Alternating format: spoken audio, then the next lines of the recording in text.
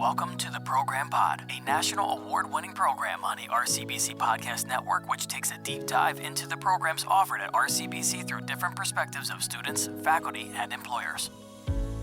That time of year again. The birds are chirping, the pollen's out there dusting all our cars and our throats. Getting out there. Allergy season, but also means spring commencement season, the 4th annual spring commencement podcast special here on the Program Pod here at RCBC Podcast Network. And today we get to speak with the spring commencement for 2026 President's Award winner, Ariel Howard.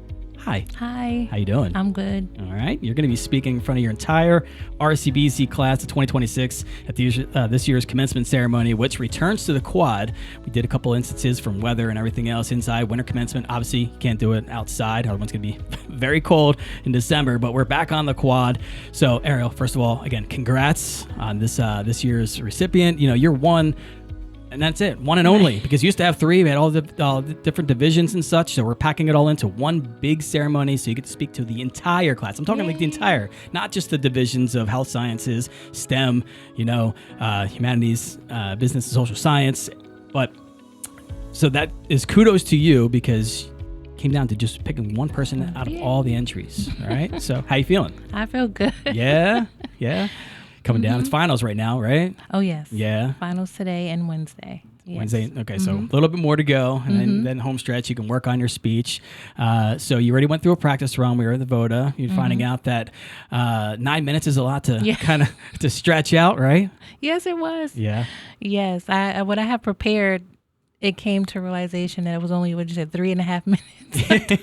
Like, you got about 9 minutes to go. It's right. like, people, when they do public speaking and they're trying to get their speeches and they realize that, like, I didn't realize how long 30 seconds was or a minute, Now you got to go for about 9 or 10 or so. But it's amazing, again, for all the applicants and stuff to wind it down to you. So it shows, I'm going to let you tell your story of why you were chosen and, the honor that it gets to be. So, but are you actually ready to speak in front of everybody? I am. Yeah. I am. Yeah. No nerves. No nerves. No. I have a story to tell. Okay. Yes, you do. We're about to hear that a little bit. And I said it's going to look, it's going to look great out there with the weather and the forecast and stuff. So it's going to be, speaking out to the crowd and the gorgeous sunshine, everyone's cheering. The only thing is I'm going to try to encourage you, and we'll go over this again, because we're going to do a practice speech and stuff and working on some of that delivery, which you're already crushing it as it is. It's going to sound a lot different, from going into VODA to like outside in a quad, because it has like this reverb concert kind of effect and stuff too, but it kind of gives you like a rock star, a little bit of vibe. So I want you to be ready for that. But going back to it, why did you want to apply for this prestigious award? So I received the email that I was even able to. It said if you were a student of 3.5 GPA or higher, you're able to apply. Yep. Before that, I had no idea of the award. So I took some time. I said, like, why not, right? Why not? After a while, though, I had to think about it. Yeah. And I said, you know what?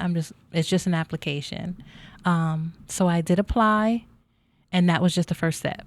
I didn't know all the steps that goes along with it. Right. Yeah. That it would end up here, which I'm so happy it did. Oh, man.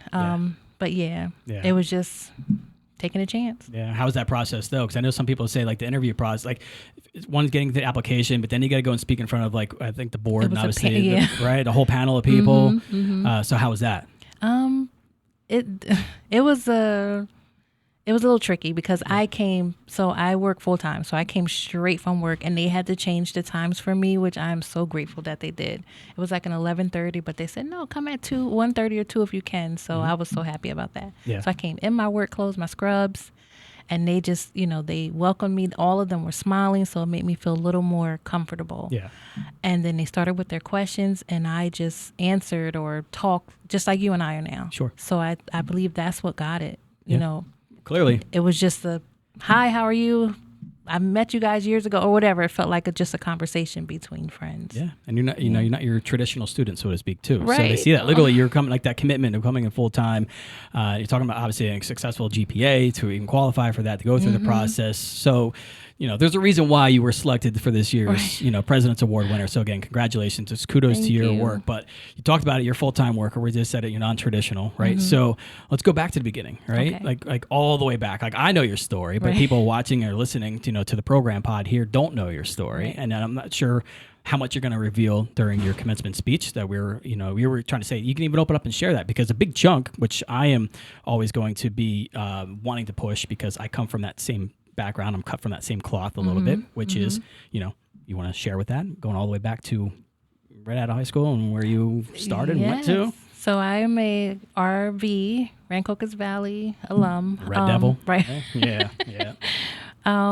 And I was awarded an academic scholarship at Temple. Yep. But we were waitlisted. I don't know how many of us were. Okay. And it said they didn't have freshman vacancy, which I didn't know what that was. I never heard of it before. But so at graduation, like a month or two before graduation, we had a career fair, and the military soldiers were there, seeing if they can get anyone to sign up or whatever. So a group of my girlfriends, we all went over to the table, because they were some really handsome soldiers. Okay, I see what you're doing. Yeah. Just to get information, yeah. and that we did. Yeah.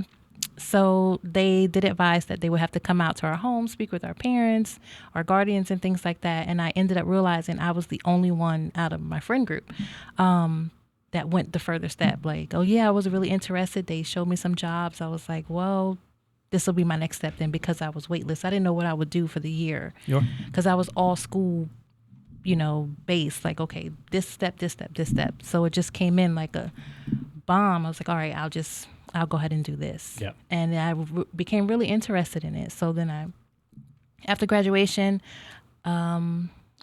graduation was in June. I left July 12th. For the U.S. Army. Yeah, U.S. Army. U.S. Army active duty basic training. Okay. To Fort Jackson, South Carolina. Okay. That was my basic training. Yeah. I left and did that. And how long were you in the Army? 14 years. Yeah. Active duty. Yes. That's amazing stuff. Mm-hmm. So first of all, congratulations. Thank or you. I should say, thank you for your service as it Thank is. you. As I always bring it up many times here in the podcast, both my parents were 20 years Air Force until I ended up here, at McGuire. So I'm, always, every time someone's wearing a hat or something like that, I go out on my step, because I know the sacrifice. And 14 years is one heck of a sacrifice for holidays and family and all of that stuff too. Yes. Right. So what were you doing where you're in the Army? So my MOS was then 77 Foxtrot, which was Petroleum Supply Specialist. I didn't know at the time that my recruiter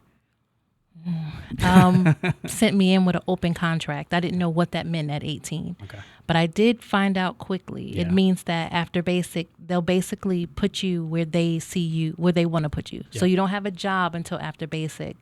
I didn't know what that was. So when I went in, that's where I was put. It was a very dirty job, but that's where they put me. And I ended up liking it. Yeah. So.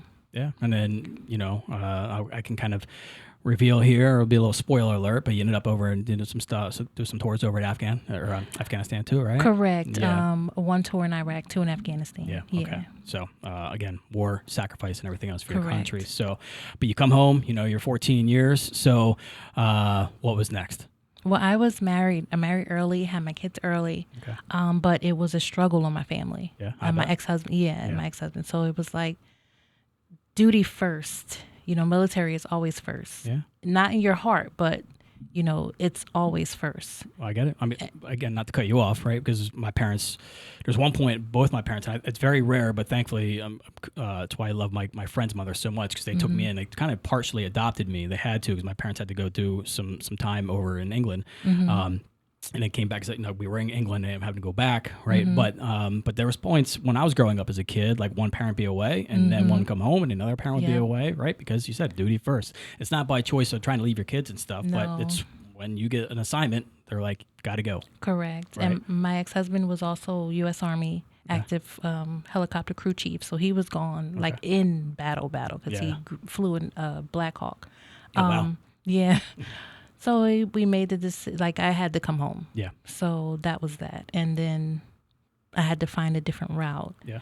Because I'd expected to do my 20, but I had to find a different route at that time when family had to then come first. Yeah. And you're doing 20 again for, people that don't really know. You're talking about the full 20 years. For 20 years. Yeah, so you get your extra retirement pension and all that good stuff, right? All right. So there's a 6-year little window that you need to make up, right? Right. So what was that? So then I got out, and unfortunately at the time I was going through a divorce, custody battle. So I ended up going to TSA at Philly Airport. Okay. To make up the 6 years federal time, so that I could then get my 20 years of service. So I was good on that part. So now I'm 39 at that time. Like, all right, well, what? I could retire, sit home, and I didn't want to. Yeah. So, well, you're constantly busy. The military keeps you busy and stuff, right? Your mind's constantly going. All the time. It's like the same thing. My dad retired at 38, and he's like, now what? Now what? Right. Yeah. And you got your pension coming, and that's good for the family and some other stuff, but you got to keep yourself busy and stuff like that. So now what is what? Because your mind doesn't stop running. Yeah. It's like, what could I be doing at 2 a.m.? I'm used to doing something at 2 a.m. What can I be doing? So your mind never stops running. Yeah. Yeah. So what'd you decide? I decided to join American Red Cross. Okay. So American Red Cross, I didn't know much about it other than they kind of saved our lives over in Iraq. So when they showed up one day, now we're 18, and they showed up and we had not had clean water or nothing when Iraqi Freedom War started. Right. So when they showed up, it was like Christmas in July, and it was just water, and it was like baby wipes and maybe a cracker or two. That amazing, was the simple things, right? It was, right. Makes you appreciate that. Definitely coming from where my grandmother cooked every day. Food you didn't have to think about. So now you're like, a cracker? That's everything. Never tasted so good. Right? But That's everything. So it was good. Humbling experience. Yeah, very humbling. So you chose American Red Cross. It was kind of like because what they did for you, you want to be able to kind of like return that favor, right? And pay it forward. Yes. Right. And obviously it's just a great company to work for. Yes, and when you find out all the things they do, like I know they do disaster relief. Yep. They go all over the world to do there's a Red Cross all over the world. Yep. But like I learned they reconnect siblings, like, and families that have been lost. I didn't even know that. Like if you were adopted or you didn't know you were given away or anything, they reconnect families. Yep. All over the world. I did not know that part. They also administer vaccines all over the world, and they feed people all over the world. I didn't know that part. Okay. So I got into the biomedical field of it because I wanted to do what I felt like was the civilian ultimate sacrifice, like donate blood. Yeah. Because I learned, every one person can save up to 3 lives. And as a military soldier, like we're saving lives we don't even know. Very, very important to donate blood. Yeah, it was very important. Yeah, so, you'll get it back, right? So, right. Yeah. So that's what I do now. Yeah. Mm-hmm. Okay. So you are still at Red Cross. Currently at Red Cross. Right. While going here to school, right? Yeah. And getting ready to graduate. So, how does one go from the military to to TSA to Red Cross to Mount Laurel RCBC? So both of my kids are now out of high school. Yep. And my job, what I wanted to do after I graduated was to be early childhood education. I always wanted to be a teacher. Okay. But that route between high school and Temple vacancy, the military took that away from me. Yeah. So I said, well, my kids they'll always be my babies, but now they're out of high school going into their higher education. It's time for me to see if I can at least try again. Yeah. And it was not as hard as I was telling. It was not as hard. Like the hardest step was doing it. Yeah. Yeah. That always was the hardest step. Like, it's almost like someone trying to go to the gym, right? Like, yes. Get yourself to the gym first. Yes. That's the hardest part. It's the mental block just to get there. I had so much doubt, so much embarrassment. I'm not the traditional student. Like, it was doing it. Yeah. And once I did it and I came to the orientation, I was like, all right, I'm here. Now what else can I do? That's that military mind. Yeah. What else? What else? So. Yeah. I mean, it's almost, I don't want to say it's cakewalks. I'm not like degrading anything here for all the education majors and all that stuff. Mm-hmm. Just from your background of stuff, because all the things you had to see and live and go through and all the tours and whatnot, you come back here, you're like, I can do this. I can do I can do this. And we always tell people too, like you said, just get yourself there. Right. But you said you wanted to do childhood early education and stuff. Why were you drawn to education in the first place? Like what? My favorite teachers were my second and third grade teachers. I can remember them for the rest of my life. Me too. And Something about it, man. They changed everything for me. And I said, My childhood wasn't easy. You know, I grew up in the hood. Like, it wasn't easy. But they always made me feel not like I was poor. You know, just I was a student and I was teachable. So it made me work hard. So I said, I want to be that for a student or for a child or for a kid, you know, and I always wanted to be a teacher. Yeah. Yeah. Well, that's what did it for me, my second and third grade teachers. That's awesome. It's like, it's just funny how, you know, I can't remember what I ate yesterday or whatever, but I can recall my second grade teacher, Mr. Keeler, and just which is great because sometimes he still connects with us on Facebook, and it's almost like his children, so to speak, right? Because it's always every class that coming through. So it's great to see you kind of pass it on. So favorite teacher at second, third grade would be one thing, but what about one here? I think you might have to say, I don't want to put words in your mouth, but I'll let you speak, right? Did you have one that stood out? I do. Well, I have two. Okay. So my music and the child teacher, Mr. Johnson, shout out to Mr. Johnson. Which I think not to cut you off, I think he'll be doing the Star Spangled Banner. Oh, he's going to sing it. Yeah. Oh, yeah. He has a great voice. Yeah. He did. He got through me back because, you know, when he was doing it for the first time because he was one of the newer hires, and he did it for the, you know, the national anthem of winter commencement. He gets ready to set up the stage, and all of a sudden this operatic vibrato. I'm like, whoa! Was not ready for that. Right? Yes. Yeah. He has so a great voice. But, yeah. So, but you said you love him. So yeah, I love that class because it's such open discussion. Like, I mean, he teaches, but he also listens, and he takes the time. He answers all your questions. I mean, and he breaks everything down. Because we think music is just music. Sure. But, you know, when you learn the background, the basics of music in a specific way that you can relate to, it makes it even better. Okay. And I love that class. And then I have my Foundations of Inclusive Ed, Dr. Denton. That's what I was going to that's why I didn't want to say her name. I was like, I don't want to put words out there in case it was somebody else. But it always comes back to Corvina. So awesome. We had her on the show here, like one of the first episodes of the program pod. We did inclusive education. She had an awesome student to share his story, but her personality, she's just...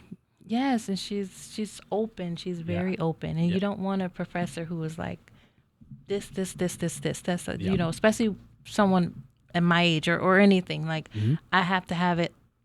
I'm a quick learner, but teach me, you know, and she takes her time and she really put everything out there. Like, this is what's going to, then she also used her own experiences. And then, you know, you're not the first person doing this.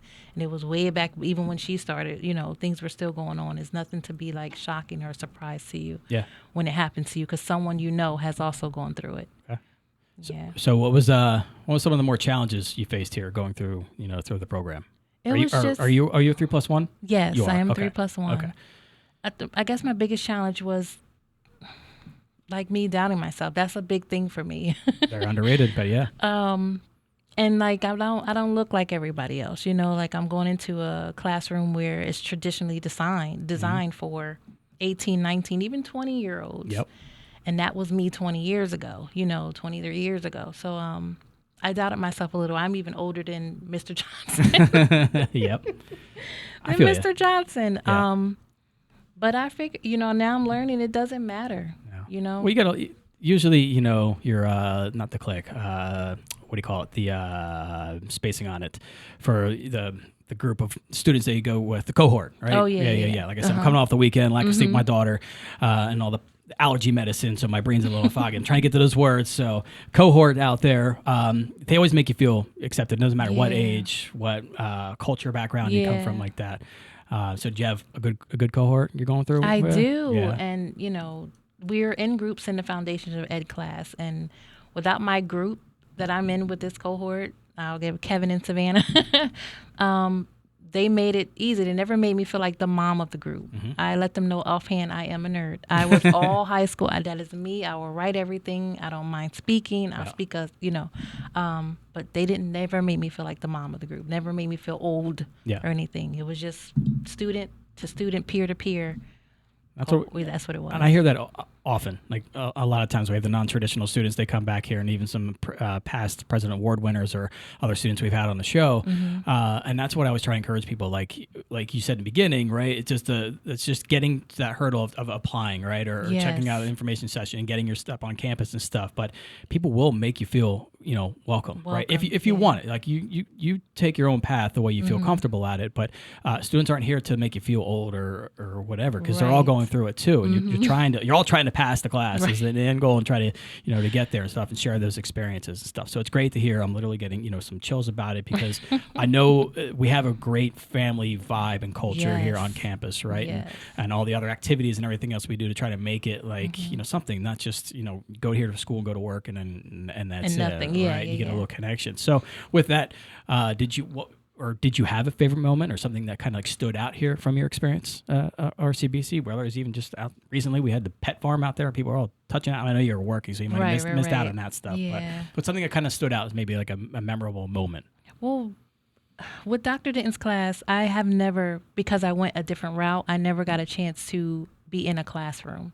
So the observations that we do, that stands out, because you get a little taste of what to expect. Sure. You're observing another teacher, but that will be you one day. So you get a little taste of it. So it took away the, here we go again, and the doubt that I probably couldn't do it. But just watching the other teachers, I was in a first grade class. First graders are scary. I don't know why. That's what I wanted to ask you. Like, what did you take away from it? Because I know my 3-year-old's scary at times. All right, I can imagine when they're with their little minds and creating right up there. They are just brilliant little humans, but they're scary. And I was like, I could do that. And I mean, the class we were in, I think it was like 26 young people, little people, and one teacher, and she was taking it on, so I was like, oh, I can do this. So that's definitely a moment for me. I was afraid before that because I didn't know what to expect. Sure. But it's part of the experience, though. Yeah. Right. It helps you grow as a teacher. They kind of prepare you for it, and and also sometimes it kind of weeds some people out too, because they get through that experience. I know some people are going into teaching and they're like, you know what, maybe it's not for me, or they do another thing and they want to get into education because they don't want to do the corporate world and they want to go change like the lives of like younger students and stuff too. So it's all part of your path. Right, you have many paths, and you're honing it on in here. It's the reason why you're here to begin with, because again, you're the spring commencement President's Award winner, which you said before you don't mind speaking. Well, I hope not, because you're about to, and you're going to do all the 10 minutes and stuff. So you are part of 3+1. So you're graduating here, I guess, and you're going to be in a transition year next year, right? And for junior year. Yeah, okay, and then in the 4th year at Rowan, and then I guess do they set you up with a particular school or stuff, or I don't know how that process works. Okay, so do you have a next plan year, then? well, I just found out today that Dr. Denton, Rowan sets us up with placing us with placement. Sure. Our senior year, I believe it is, and then next year we're kind of going back for observations in this fall and the spring. Okay. And senior year, Rowan sets up who they want to place you with, what school, what teacher, what grade level, things like that. Okay. So we know where you're going to be headed. I don't have to really say what's in store for your future stuff. The future is education. Yes. Are you going to still remain involved with Red Cross in one way, some way or the other? Or it's just like, I guess you can't really have 2 of the full-time jobs. You got to shift out, right? I know you can, stay involved by still donating. Right. And you can also volunteer. Yeah. You can be just a regular volunteer with Red Cross, which is like helping to, get people in and let them know what's going on at the blood drive. Like when they walk in, when I set up my blood drive, I have my volunteer. They're a very, very important person at the blood drive site. So I could do that. Yeah. Well, and there's also someone else working there at the Red Cross, right? We took away from, I think when we first met you, talked about it, right? Yes. Who was that? My son. Yeah. So you still be connected anyway, right? Yeah. What's your son doing there? So he works on, so he's in he just started. He's only been there for 2 weeks. Okay. But he has a position on their dock at 700 Spring Garden in Philly, which is basically making sure all the equipment, all the things you need to run a basic blood drive are available and on those trucks. Okay. Yeah. Good. So he was able to kind of keep the family, pass the torch a little bit, stay connected that way. But it's good to see you growing and doing everything else. And again, before we wrap it up here, because again, I just want to congratulate you many times, right, in case I forget to say it, because once commencement starts, that day is just chaos, right? At least for all of us, like trying to put the stage on and run around, because we have our mascot and trying to meet all the families and do all the pictures and stuff. It's almost like, going through your wedding day, right, where it's just like they tell you to like try to eat because because it just happens so fast. Everyone wants pictures and I want to do this stuff too, but I'll say the same thing, like, you can eat, we'll feed you in the beginning, get your VP and stuff, but enjoy the pictures, but just soak it in and everything else. I don't want you to give away away anything really much from your speech, right? Because I know you're still kind of like working on it and stuff too. A little spoiler alert, but is there a message just a simple message you'd like to say to your fellow, classmates? Yes. So my whole speech is never give up, because even during this podcast I've already explained how much I've doubted myself. Yeah. And each time I have shocked myself of how I've gotten over it and just put that doubt to the side by not giving up. Yeah. So that's what I'm going to say. Don't give up. Believe in yourself. If you're going to doubt yourself, also believe in yourself that you can do it.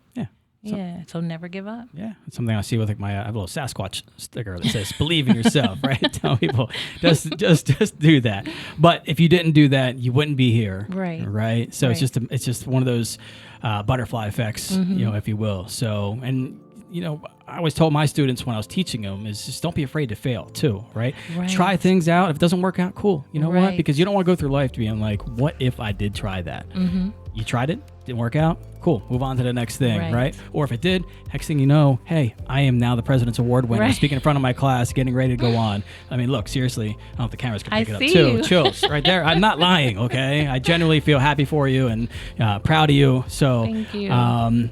Looking forward to it. I'll be speaking to you in a little bit. We're going over your speech because we are about a week away from spring 2026 commencement. Sunshine and all. It's going to be one of those like perfect sunny 70-degree days too. So, because sometimes it's like out there in the humidity and those black cap and gowns and stuff. Oh my God, this is, I'm sweating so bad. But no, it's going to be gorgeous all the way around. And I'm ready to see you rock the stage and stuff too. So I'll work at the end of a little bit of speech. But until then, I just want to thank you again for coming on the show and getting to know you a little bit better and kind of, not so much about the speech. It's more about just getting to know you generally. And thank you. So congrats. Thanks for having me. Yeah, of course. So congrats again. I'm looking forward to doing the big things and seeing you. Who knows? Maybe you'll be teaching my daughter one day. You know what I mean? The timeline's going to be right about there. So it's going to be, I'm not ready for that. Oh, yeah. See? See, I'm already to that point, right? So just trying to see, because it's just adorable. I drop her off and she wants to give me a hug and a kiss for the sitter and stuff. So, but who knows? In the meantime, though, I want to thank everybody for checking out the program pod here. As always, you can check us out online at rcbc.edu/podcast. I got the full production team here led by my man Dan behind the camera there, does our YouTube stuff. You can subscribe there or anywhere you get your podcast. It's just as easy as that. For commencement, though, big thing. Again, so just a heads up, too, Dan's team's going to be broadcasting it live to the world. So not just speaking in front of your entire class, Ariel, you're going to be speaking to the world. We get people all over the world because all their proud parents and their sons and daughters that are up there graduating and stuff. So we'll have the live stream links posted up on our website, as well as, just go to YouTube and search Rowan College at Burlington County. We'll have it there, and you can check it out. So thanks for listening and all that good stuff. Thank you. Yeah, have a good time.